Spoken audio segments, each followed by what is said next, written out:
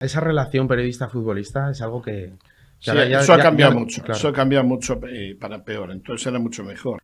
Al acabar el partido entrabas cuando se estaban duchando, se Ujú. estaban en pelotas y secándose las partes pudendas, gente, pero iban las putas con los chulos, iban los chulos con la puta favorita. ¿A qué más descubriste? Porque sé que descubriste a mucha Pues gente, eso es fuiste tú ese es mi fuerte, yo me considero... Se te atribuye que acuñaste el término del villarato. Sí, sí, ¿Qué sí. relación hay del villarato con ahora mismo lo que está ocurriendo en los pagos a Enríquez Negreira por Bueno, parte pues mira, del Barcelona? yo lo que estaba viendo eran los síntomas de algo que resulta que estaba más engrasado de lo que yo creía, ¿no? Y yo noté en esa época que había una mano, había una influencia. Por los árbitros, es a lo que iba, de lo que tienen mucho cuidado es de no equivocarse de la manera que no conviene.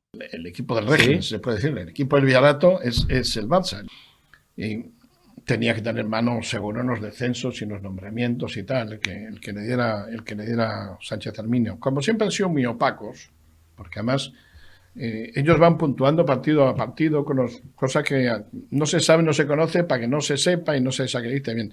Pero es que al final de a esa puntuación se le añade un índice corrector. ¿Existe Florentinato? Sí, claro, en el sentido de una aparte de bastantes aciertos que yo le tengo que reconocer, Ajá. es el manejo que hace de la prensa. ¿Y Sí. cómo era tu relación con él?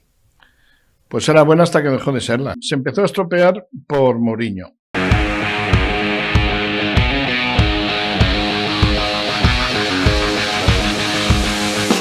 Muy buenas a todos, bienvenidos al bar de Periodista Digital. Hoy tengo el placer de contar con uno de esos periodistas influyentes más destacados en el periodismo deportivo, exdirector de AS, mejor dicho, estuvo también en Canal Plus en deportes. No sé ni cómo definirte, Alfredo Relaño, tu trayectoria habla por sí sola. ¿Cómo te Pues como defino? periodista, Periodista, periodista veterano, claro, periodista veterano. veterano a la fuerza. Y como periodista veterano, ¿cómo ves ahora el nuevo periodismo? Hablando de veteranía. Lo veo bien, lo veo muy extendido, con mucha oferta laboral, aunque cierta precariedad todavía no resuelta. Ujú. Pero lo veo bien, muy vivo y muy extendido a todas las fórmulas, ¿no?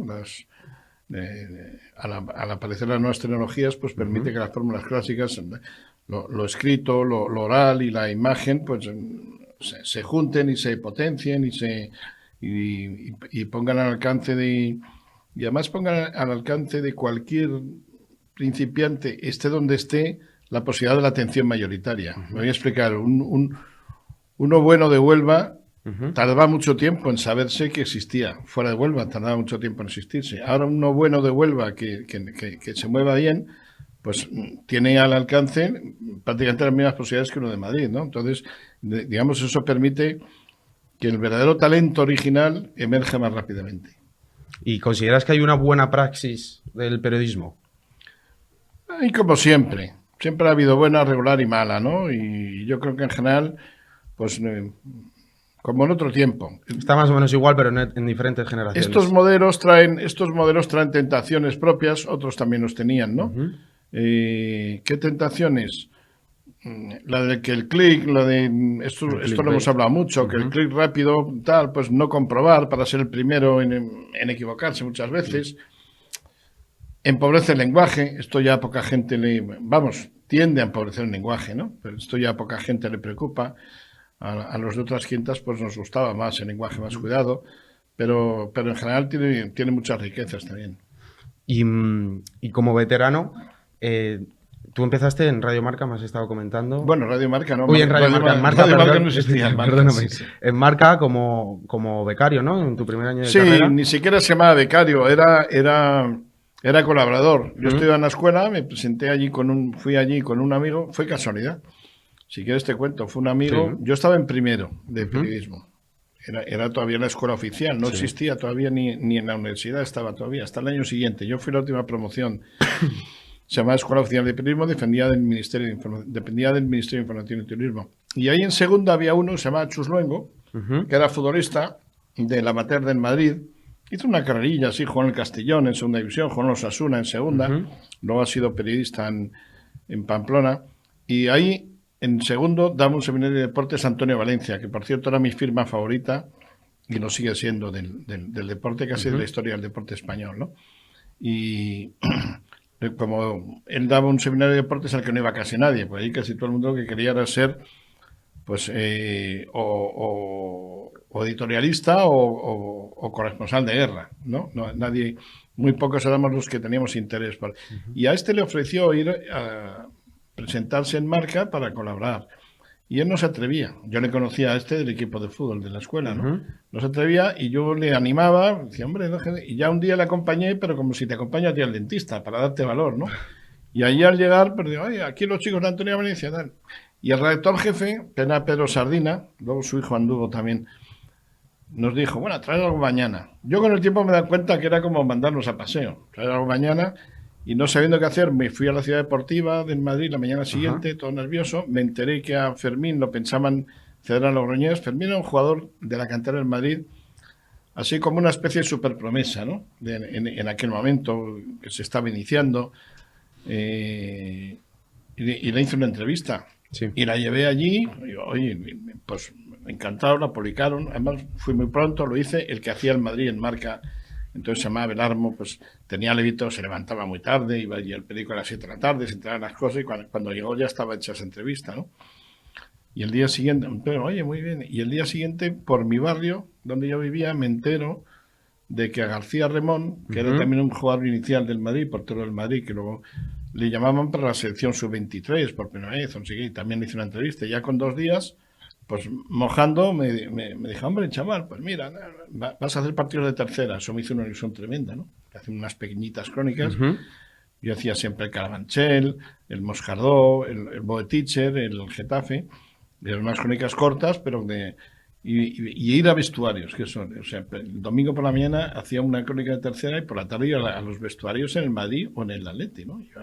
Esa relación periodista-futbolista es algo que sí, eso ha cambiado mucho, claro. Eso ha cambiado mucho para peor, entonces era mucho mejor. Ten en cuenta que entonces nos veíamos, éramos muy pocos, entonces nos veíamos, al acabar el partido entrabas cuando se estaban duchando, o sea, estaban en pelotas y secándose las partes pudendas, pero te hablo de Pirri, de Amancio, de Ufarte, de Luis Aragonés, esos eran los jugadores que en esa época, y entonces pues que éramos 3, éramos el de AS, que se llamaba Cobo, uno de Radio España, Radio España hacía mucho deporte, hacía un carrusel deportivo los domingos por la mañana de partidos de tercera y tal, y yo, esos éramos. Entonces estabas, ahora sería imposible, y había mucha confianza con ellos. Te estoy hablando de unas figuras del Madrid. Ahora para los de ahora es muy difícil, salvo alguno que tiene contactos y que hace amistad con uno o con otro. Siempre tiene que ser un poco a costa de ponerle bien, pase lo que pase. Antes hay una relación muy fluida y muy natural. Desde luego, por mucho tiempo viajábamos en el avión con ellos, revueltos con ellos, estábamos en el mismo hotel. En el hotel se terciaba, pues te tomabas una cerveza con el entrenador en un momento de aburrimiento y se hablaba con unas... Te enterabas de tú a tú de la información. Claro, y con un cierto respeto a los de récord, pero claro, yo entiendo, luego ha habido muchas quejas, pero yo entiendo que eso ha ido también creciendo, de 3 se pasó a 10, de 10 a 20, 30, y ahora serían 200. Solo cada televisión tiene un montón de gente, entonces no existían esas cosas, ¿no? Yo en Marca lo que cobraba era tanto la pieza, no era ningún contrato, era una tanto la pieza, ¿no? Pero vamos, encantado, claro, fueron los primeros años de vida. Me acuerdo que se paraba el lunes y yo lo echaba en falta. A mí me gustaba estar allí y estar con los veteranos, hablar con los veteranos, con los medio veteranos, porque los mayores eran un poquito, eran así ya muy, oye, chaval, tú que no sé qué, se ponía, eran muy, fíjate, entonces no te podías entrar a la mesa de ninguno. Bueno, yo llevaba las cosas quitadas de casa, o si hacía algo allí era furtivamente, la suerte es que iban a las 7 de la tarde, pero tenías que dejar todo. La mesa, que no se notara la fechoría, igual, que nada descolocado, pues se daban cuenta. Eran un poco gruñones, eran gente mayor, así ya de... Bueno, te estoy hablando de 50, 60. Cuando tú tienes 20 es una enormidad. Había que hablarles de usted. Luego siempre se ha hablado de ti, de tú en las redacciones, ¿no? Pero a mí pero digo, los de edad media, que podían tener 40 o así, claro, ya ahí aprendí, entonces... También todos los golferíos, a salir de noche, a lo que se llevaba entonces, ¿no? A salir de noche, a ir a los bingos. Y me encantaban. Los lunes es el único día, yo lo echaba en falta. Fíjate, paseaba, me iba al cine. Generalmente y me di cuenta que era un día, es una tontería, pero me di cuenta que era un día para ir al cine muy pacífico, hay poca gente, pero iban las putas con los chulos. Iban los chulos con la puta favorita. Y me di cuenta, en cualquier película que fueras, había 2 o 3, se ve que era el día que el chulo sacaba a pasear a la puta, a la protegida favorita, ¿no? Una rareza que... Y luego gente muy ociosa, sí. Los lunes. Son un día que todavía provoca mi extrañeza. Los lunes, una cierta nostalgia. Esa sensación de niños que tenemos del domingo por la tarde, de algo que se acaba, de medio de aburrimiento y tal, todavía me asalta un poco los lunes, ¿no? Son un día así un poco... Para mí eso, pero me queda la marca de ese tiempo. Si van los fines de semana eran trepidantes. Imagínate el domingo, yo ir por la mañana al campo del Getafe, a un partido, y luego por la tarde al Bernabéu o al Metropolitano a hacer los vestuarios. Estabas ocupado todo el día y emocionado todo el día, ¿no? Oye, y te quería comentar, estuve con Maldini, entrevisté a Maldini, y él fue el que me dijo que el que le descubrió a él fuiste tú. Sí. Eso es cierto, me dijo que él te enseñó unos vídeos de un partido de... Él le había mandado a José Ángel de la Casa, sabes quién es de sobra, ¿no? Que comenta muchos años en Televisión Española. Sí. Le mandó una carta diciéndole que coleccionaba vídeos y que si él tenía para intercambiar. Y José Ángel de la Casa no tenía nada de eso, a pesar de trabajar en televisión. Pero yo sí, yo era un proto Maldini, yo tenía el 2% de lo que tenía Maldini. Yo había coleccionado películas, José Ángel no sabía porque había venido a mi casa. Yo coleccionaba entonces películas en Super 8, de las pocas que había, que podía conseguir con un correo con una revista inglesa.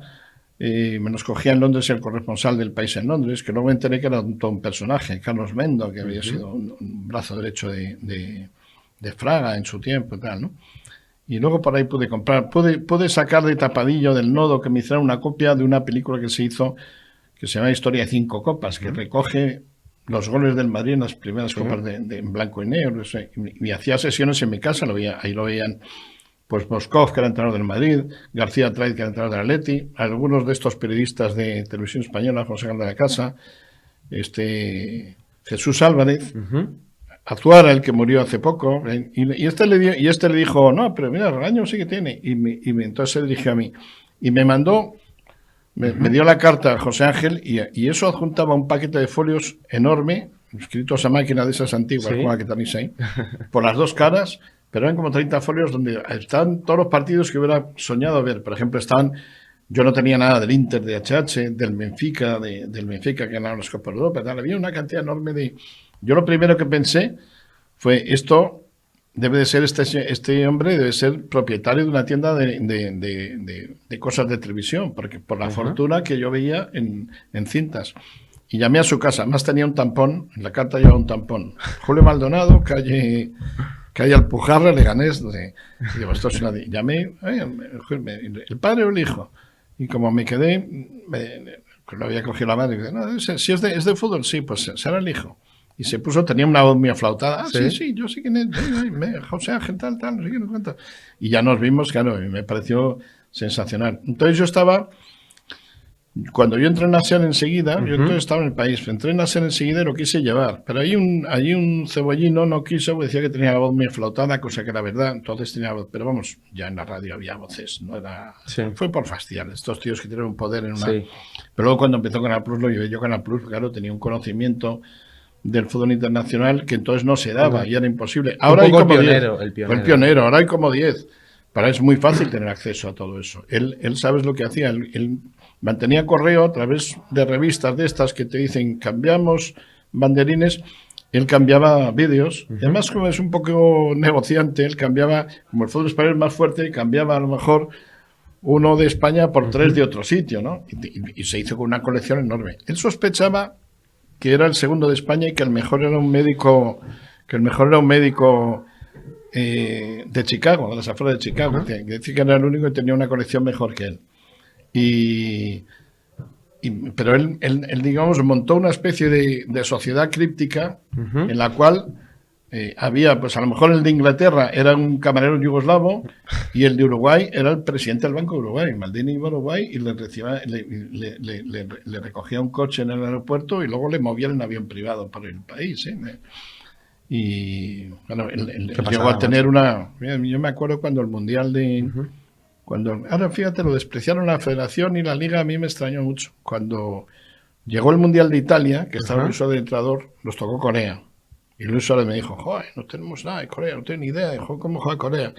Yo, oye, yo tengo uno que sabe. ¿Cómo que? Sí, ¿cómo? Pero sí, hombre, te voy a presentar. Quedamos a comer mañana y llega Luis Suárez, hay Maldini, y yo tengo todo, sí. Pero los partidos, tenía otros partidos en la fase de clasificación, se los dio, incluso le dijo, te voy a dar 3 partidos de hace 2 años, porque jugaba un tal Chuen Lai, que ha estado sin jugar por ligamento roto, pero ahora está volviendo a jugar y seguramente va a jugar. Y claro, Luis Suárez se quedó maravillado. Y yo le hablé a la federación, podíais un poco contratar a el servicio, pero no lo hicieron ni ni ellos ni la liga. Luego él ya montó en Canal Plus, claro, para nosotros era una joya, ¿no? Aparte que es muy bueno para trabajar en cualquier cosa, pero entonces es una joya. Ahora es más fácil, ahora hay varios bastante buenos, porque claro, tienen acceso. La cosa de Maldini es que fue el Cristóbal Colón, que se le ocurrió semejante cosa y hizo una colección maravillosa. Además, luego es ordenadísimo, lo tiene ahí todo muy, muy bien metido, muy bien registrado. Y ahora mismo desde un ordenador, él puede poner final de la FA Cup del 57, Manchester United no sé qué, y te ves el partido entero. Lo tiene todo. Además, aparte, también se compró un montón de revistas y tiene bastante detallado, porque contrató en su momento, ya contrató chavales que le llevaran el asunto. Él así como ni a la Liga ni a la Federación, sí les ofreció el servicio, le contrataron. Cuando yo dejé de tener así, trabajar con él, le habían contratado la mitad de equipos de primera, más o menos, y algunos de segunda. Entonces estaban suscritos a él por una pequeña cantidad, y si les hablaban de un brasileño, le preguntaban.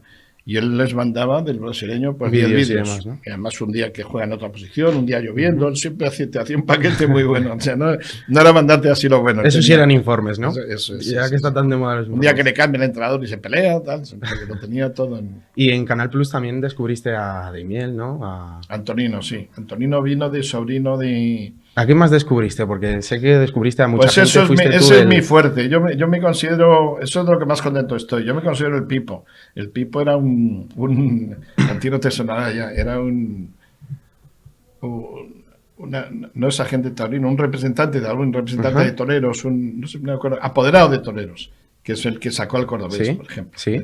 Sacó también a José Fuentes, sacó a varios buenos, ¿no? Y él era un descubridor de toreros. Bueno, pues yo sí. Por ejemplo, Valdano y Robinson están entre los míos. Carlos Martínez, tu tocayo de tal, ¿no? José Ramón de la Morena, que estaba haciendo... Era suplente en el programa local y en cierto modo podría decirte que Paquito González. Lama ya era, digamos, para mí ya era torero alternativo. O sea, referentes ahora mismo del periodismo. Del periodismo, sí, muchos de ellos. Y en Canal Plus, pues casi todos estos, ¿no? Antonio Daimiel, desde luego, Nicolás Abad, que también ha pitado, ¿no? Se podría añadir Tomás Guas y Tomás Roncero de la última época. Un día cuando me retiré, me retiré a medias, hice la lista y me salían 10. ¿Te salían 10? Me salían 10, sí, 10. 10 que yo considero que han sido figuras del toreo y en las que he tenido influencia, digamos. Influencia en muchos casos es simplemente haberles echado el ojo y haberles comprado el primer traje de luces, por así decir, ¿no? Y en algunos casos pues hay mucho consejo, mucho tal mío detrás de ello, ¿no? Pero eso me ha... ¿Sabes por qué? Porque a mí siempre me han gustado los heterodoxos, me han gustado los que tenían algo diferente y se atrevían a expresarlo, ¿no? Eso es un consejo que doy a todo el mundo, que la personalidad... que dejen ver su personalidad en su trabajo, ¿no? Que no se metan en un caos de uniformidad, tal, ¿no? Entonces, dejar tu sello, en cierta manera, ¿no? De la Morena él hacía hace mucho lucimiento eso como un paleto de brunete que se hacía tal, ¿no? Y de ahí luego la rivalidad. La rivalidad José Román de la Morena con García. Con García, sí. Eso ya vino, eso vino per se, eso vino rodado, y la verdad que fue una época muy emocionante, un poco truculenta, pero muy emocionante. Y tú también se te atribuye que acuñaste el término del villarato. Sí. ¿Qué relación hay del villarato con ahora mismo lo que está ocurriendo en los pagos a Enríquez Negreira por parte del Barcelona? Yo lo que estaba viendo eran los síntomas de algo que resulta que estaba más engrasado de lo que yo creía, ¿no? Mi teoría del villarato, en realidad la palabra villarato no la inventé yo para eso exactamente, la inventé por la duración del mandato de Villar.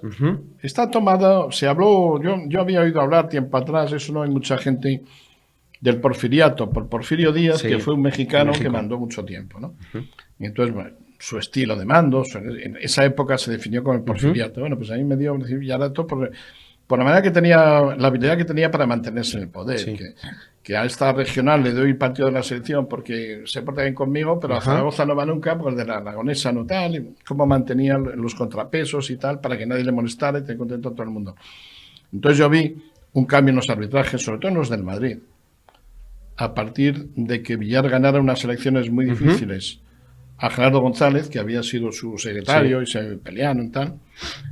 En esas elecciones la Liga había decidido apoyar a Gerardo, pero a última hora Laporta cambió, aconsejado por Gaspar, y respaldó a Villar, y Villar ganó. Bueno, yo noté que se lo agradecían los árbitros, se lo agradecían al Barça, siendo benévolos con el Barça, que siempre lo han sido, y siendo de los contra el Madrid, con el que siempre habían sido benévolos. Los árbitros siempre, digamos, se han inclinado a respetar a los poderosos. Pues son poderosos porque pueden influir en sus carreras, porque los jugadores son más importantes, son los de la selección, los ves, los respetan, les conoces por el nombre. Es más fácil mirar con buen ojo a Pirri que a uno que está enfrente en el Granada, por ejemplo. Y yo noté en esa época que había una mano, había una influencia y que las cosas no eran... Aquí la cuestión para mí en el arbitraje es que medran más, todo el mundo quiere medrar en su trabajo, es lo natural, ¿no? Medran más, no tanto los que no se equivocan, sino los que nunca se equivocan de la manera que no conviene. Si tú ves el Mundial, que es donde llegan los mejores de los mejores, nunca se equivocan ni contra Brasil, ni contra Alemania, ni contra Italia, ni contra el equipo de casa. Salvo que uno de esos tres juegue contra el equipo de casa. Que entonces ya solo lo has visto en la historia mundial siempre. Por ejemplo, España generalmente ha salido mal parada. ¿Con Corea? Aunque en Corea de los peores, con Corea, obviamente, fíjate que donde ya. Y sin embargo, en España nos pitaron hasta un penalti fuera del área. Y otro que fue dentro del área en otro partido, que si nos lo pitaron, nos lo hicieron repetir porque no había fallado. Lo falló primero, lo tiró Juanito. Si lo falla Juanito, lo tiró el árbitro, ¿no? O sea, nos metieron en la segunda fase. Mira que jugamos mal, pero nos pitaron un penalti fuera del área contra Yugoslavia, que fue, pero visiblemente fuera del área, ¿no? Y sin embargo, en otros mundiales generalmente nos ha ido mal. Porque estabas ahí, nos ha ido mal contra Brasil 2 veces. Uno, como lo habrás oído, un gol fantasma de Mitchell, que pegó en el larguero y entró, y ese no nos lo dieron contra Brasil. Hace mucho más tiempo le anularon, cuando yo tenía 11 años, fíjate, le anularon a Adelardo un gol en una chilena contra Brasil sin nadie al lado. Después, al rematar el saque, el rebote en una falta, que a su vez había sido un penalti que habían sacado fuera del área, un penalti a Collar que lo habían sacado fuera del área. Bueno, y en general, el colazo de Tassotti contra Italia. Generalmente no se ha ido mal, pero en caso, bueno. Pues los árbitros, es a lo que iba, de lo que tienen mucho cuidado es de no equivocarse de la manera que no conviene. Y entonces y además eso se lo hacen ver. Por ejemplo, Rodríguez Santiago, a veces se llamaba, dio un gol con la mano a Messi, contra el mismo día del tabudazo. Si no es por tabudazo, esa mano va en una liga. Digamos que eso puede pasar. Pero es que el lunes, o fue un sábado quizá, el lunes le dan la final de Copa a Rodríguez Santiago. Decían, es que estaba pensado de antes. Bueno, aunque esté pensado de antes, como no estaba anunciado, lo normal sería decir, oye, lo siento, con esta cagada que has hecho, pues si ibas a hacer la final de Copa. A Dodene y Meaña le quitaron la internacionalidad después justamente de anularle mal anular un gol al Atleti contra el Madrid. O sea, era eso de que ya equivocarse contra el Madrid, a Tristante Oliva, por aquel penalti de Lucilo Lague, menuda se armó, tuvo que dejar el fútbol.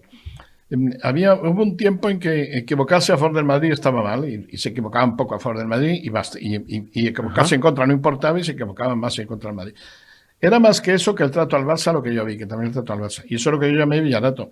Lo que no tenía ninguna sospecha es que estaba engrasado. Yo creo que era simplemente una especie, no te digo de agradecimiento, de sensación de, oye, el equipo ahora, el equipo del régimen, se puede decir, el equipo del Villarato es el Barça, el equipo que se ha portado bien con nuestro jefe, que el jefe de nuestro jefe, que es el que me va a poner de internacional o me va a bajar, que es el que me va a dar momios de esos que tienen los árbitros a veces, de vas a dar un cursillo en Qatar, allí y tal, y te pagamos ahí, ¿no? le miraban con mucha simpatía. Eso es, claro, cuando yo empecé ya, luego quedó Villarato solamente como esta parte, ya te digo que la palabra estaba de antes, quedó como esta parte digamos, de respaldo al Barça por delante del Madrid, ¿no? Pero ahora ya hemos visto el pasado. Lo que pasa es que estaban a Dios rogando y con el mazo dando, vamos, porque encima le estaban dando un dinero a este hombre para lo que podría influir, que algo digo yo que pensarían que influía. Si lo hicieron 17 años, pasó por 4 presidentes, algún resultado estarían viendo. Eso de que les he estafado, oye, tú me puedes estafar a mí un año, ya, el año 18 ya no cuela, ¿no? Y en todo este asunto, perdón, ¿cuál era la función de Sánchez Arminio, presidente del Comité Técnico de Árbitros, que tiene que ver entre el Villarato y el Barça Gate de... Bueno, era el presidente de los árbitros, entonces todo lo que ocurría bajo su mano. ¿En qué grado le influía Enrique Negreira? No lo sé. Enrique Negreira sí tenía una función, había una tarea curiosa, ¿eh? Una vez al año recibía, era su misión, a media temporada, recibir a los árbitros uno por uno, en discreto, y les decía cómo iban. Ahí estaban solo él y el árbitro. Decía cómo iban. Ellos ya les van colocando en 3 categorías. La primera, que va para internacional, la de en medio, y la tercera, que quiere decir que estás en la zona de los que pueden bajar, ¿no?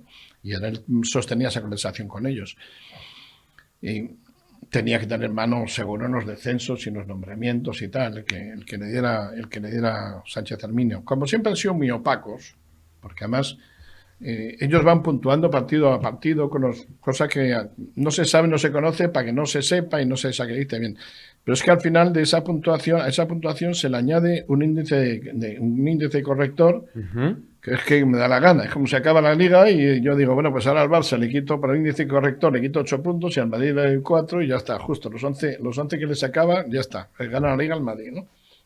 Hay un índice corrector ahí que dicen que lo aplican, que es un cuelo para arbitrariedades. Dicen que lo aplican, tiene que ver con la dificultad que haya tenido el partido, con no sé qué, no sé cuánto, bueno, un camino. Y hablando de Villarato, ¿existe Florentinato? Sí, claro, en el sentido de una muy prolongada presencia de un jefe en un sistema. En el sentido de mantenerse en el poder, ¿no? Y de las relaciones del mismo. Sí. Lo que más lo define, aparte de bastantes aciertos que yo le tengo que reconocer, es el manejo que hace de la prensa. El manejo que hace de la prensa y de la sociedad en general, ¿no? Él consigue de una manera más o menos meliflua, intercambiando no sé si decirte favores, buenas caras con amenazas. Más que tal, ha ido consiguiendo como una especie de lluvia menuda que poco a poco todo vaya a su favor. Entonces, que de repente todo el mundo mire bien a la UEFA y todo el mundo mire bien a la Federación. Tiene mucha influencia en la prensa. Ha manejado el palco muy bien. Empezó por agrandar muchísimo el palco, ¿eh? El palco ese tiene 3 o 4 veces más.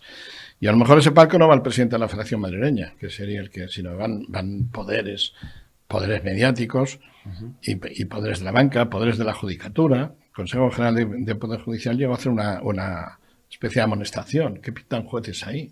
¿Qué pintan? Una vez estaba hasta el arzobispo de Valencia, que era el arzobispo de Valencia aquí, parece que era el arzobispo de Valencia, ¿no?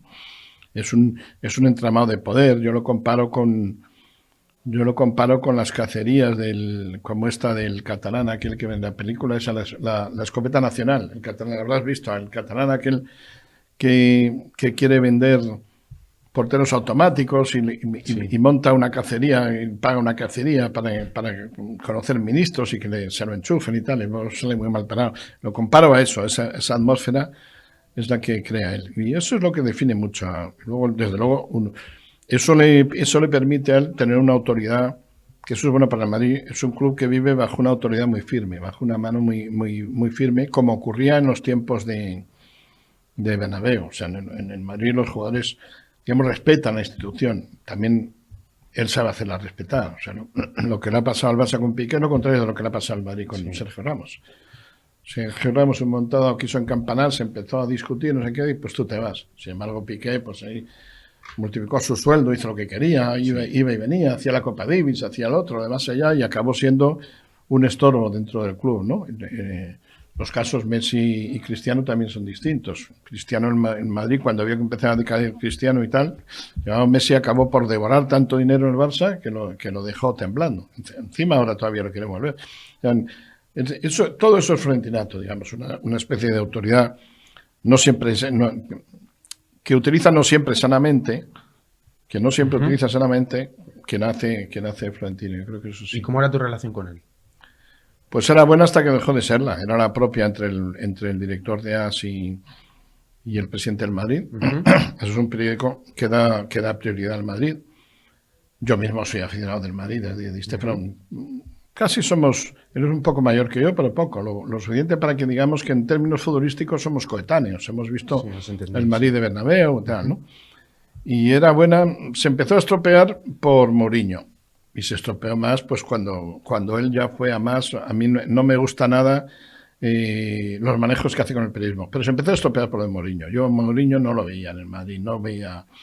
Y a él, como le gusta tanto ante los suyos presumir que controla la prensa, que se metiera con Mourinho, pues le dejaba mal ante Mourinho. Mourinho ha sido su debilidad grande. Es el único con el que no se ha atrevido a ser duro, con el que no ha sido firme, con el que todo el mundo es incapaz de ponerse los pantalones de cuadros ante alguien, y en este caso era con Mourinho. Mourinho se le permitieron cosas aquí que eran inaceptables. Ya no es que a mí no me gustara, o me gustara o no me gustara como entrenador, que tampoco era para tanto. Era uno de los buenos, pero no era.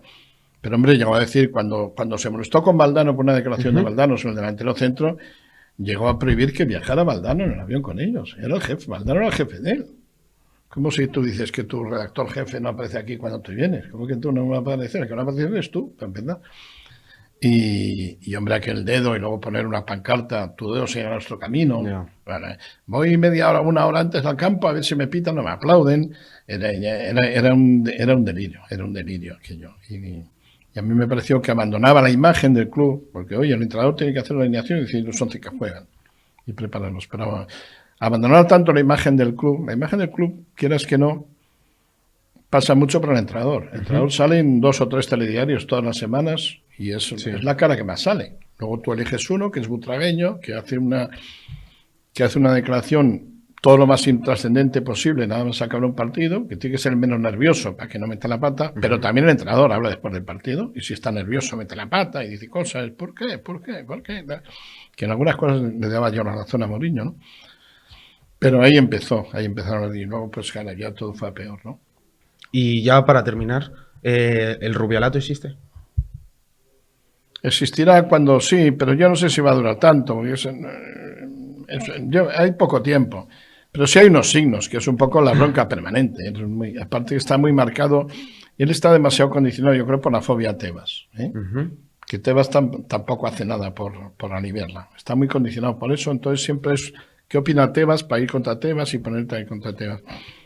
Y es mucho follón, es mucho follón. Yo lo entiendo, algunas ideas que he tenido me han gustado, pero es una especie de bronca continua, el mandato de Rubiales. Pasa con todo, no hay nada que se salve. Vas desde el fútbol femenino hasta el arbitraje, que está en problemas también en parte ahora por causas no propias del arbitraje, sino del reglamento, de los cambios de reglamento, del VAR, que ha venido a estropearlo todo, a mi juicio. Pero sí está marcado por la confusión, el barullo y el jaleo y el desafío con todo, con la AFE, con la Liga, me parece que hay un punto de valía y de tenacidad, desde luego, que tiene Rubiales, que estropea con sus maneras y sobre todo con esa obsesión. Bueno, pues Alfredo Relaño, ha sido un placer tenerte aquí en el bar de Periodista Digital. Eres para mí un referente del periodismo, eres historia viva del periodismo deportivo, y de verdad que has sido, además, encantado de sobre todo el trato tan bueno que has tenido conmigo, en el sentido de yo le hablé, ¿vale? ¿Dónde hay que estar para hacer la entrevista? Vale, ¿qué más? Pero no tienes que agradecer nada, pues vengo encantado, ¿no? Tengo tiempo y me gusta. Había estado en nuestra casa ya hace unos cuantos años, sí. Y me gusta cómo está. Ha cambiado, la iniciativa, ¿verdad? Esta, sí. Y me gusta la iniciativa esta y me gusta saber que nos va bien. Bueno, pues un auténtico placer. Muchas gracias. Espero verte pronto. Hasta pronto.